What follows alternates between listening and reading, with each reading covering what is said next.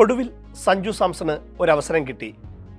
എന്തൊക്കെ സംഭവിച്ചാലും പരിഗണന കിട്ടാറുള്ള ശുഭ്മാൻ ഗിൽ ഇന്നിംഗ്സിന്റെ 9ാമത്തെ പന്തിൽ തന്നെ, അതും ഫൈസൽ ഷായുടെ ഒരു മികച്ച ഡെലിവറിയിൽ പുറത്താകുമ്പോൾ ഇന്ത്യൻ സ്കോർ ബോർഡിൽ 6 റൺസ് മാത്രം. 5ാമനായി പോലും പരിഗണിക്കാതിരുന്ന സഞ്ജുവിനെ ഇത്തവണ 1 ഡൗൺ പൊസിഷനിൽ ക്യാപ്റ്റൻ സൂര്യകുമാർ യാദവ് പറഞ്ഞയച്ചു. ഈ അവസരം ഇനി ലഭിക്കില്ലെന്ന തിരിച്ചറിവിൽ സഞ്ജു തുടങ്ങി. ആദ്യ 4 പന്തും സഞ്ജുവിന് കണക്ട് ചെയ്യാൻ പോലുമായില്ല. മറുവശത്ത് അഭിഷേക് പതിവ് പോലെ തകർത്തടിച്ചുകൊണ്ടിരിക്കുന്നു. സഞ്ജു പിന്നെയും സ്ട്രഗിൾ ചെയ്തു. 7 പന്തിൽ 1 റൺ മാത്രം. സഞ്ജുവിന് ഇതെന്ത് പറ്റിയെന്ന് കമന്ററി ബോക്സിലും ചോദ്യം മുഴങ്ങി. ഫൈസലിന്റെ അടുത്ത പന്തിൽ സഞ്ജു ഉത്തരം നൽകി. ഡീപ് മിഡ് വിക്കറ്റിലൂടെ പറന്ന ആ സിക്സറിൽ സഞ്ജുവിന്റെ സകല ക്ലാസും ഉണ്ടായിരുന്നു. മറുവശത്ത് വിക്കറ്റുകൾ കൊഴിഞ്ഞുകൊണ്ടിരുന്നു. സഞ്ജു ക്ഷമയോടെ നിലയുറപ്പിച്ചു. പന്തെല്ലാം അതിർത്തി കടത്താൻ കേൾപ്പുള്ള, അതിന് ശ്രമിക്കാറുള്ള സഞ്ജു അപകടകരമായ ഒരു ഷോട്ടിനും മുതിർന്നില്ല. അബുദാബിയിലെ ഹ്യൂമിഡിറ്റി സഞ്ജുവിനെ ശരിക്കും തളർത്തി. അപ്പോഴും ഒരറ്റത്ത് സഞ്ജു വിക്കറ്റ് കാത്തു, അർദ്ധ സെഞ്ചുറി നേടി ടീമിനെ ഭേദപ്പെട്ട നിലയിലെത്തിച്ചു. 18ാം ഓവറിൽ സഞ്ജു മടങ്ങുമ്പോൾ ഇന്ത്യ 7 വിക്കറ്റിന് 171 എന്ന നിലയിലെത്തിയിരുന്നു. 45 പന്തിൽ 3 വീതം ബൗണ്ടറിയും സിക്സറും സഹിതം 56 റൺസ്. Strike rate 124. കണക്ക് മാത്രം നോക്കുമ്പോൾ ദുർബലരായ ഒമാനെതിരെ ഒരു സ്ലോ ഇന്നിംഗ്സ് എന്ന് തോന്നിയേക്കാം. 1 മണിക്കൂറിലേറെ സമയമാണ് സഞ്ജു അബുദാബിയിലെ ആ കടുത്ത ഹ്യൂമിഡിറ്റി അതിജീവിച്ച് ക്രീസിൽ നിന്നത്.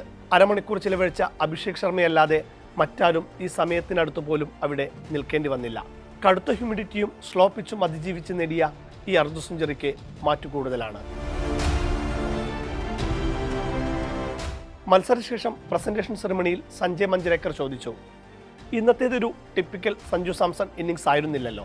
സഞ്ജു കൂളായി തന്നെ ഉത്തരം നൽകി. രാജ്യത്തിനു വേണ്ടി ഏത് തരത്തിൽ സംഭാവന നൽകാൻ കഴിഞ്ഞാലും അതിലെ പോസിറ്റീവ് മാത്രം എടുക്കുക, അതിൽ നിന്ന് പഠിക്കുക, അതിൽ നിന്ന് മുന്നേറുക. ആ ഇന്നിംഗ്സിനേക്കാൾ മികച്ച പാഠം വാക്കുകൾ കൊണ്ട് സഞ്ജു നൽകി. പ്ലെയർ ഓഫ് ദ മാച്ച് പുരസ്കാരം ഏറ്റുവാങ്ങി.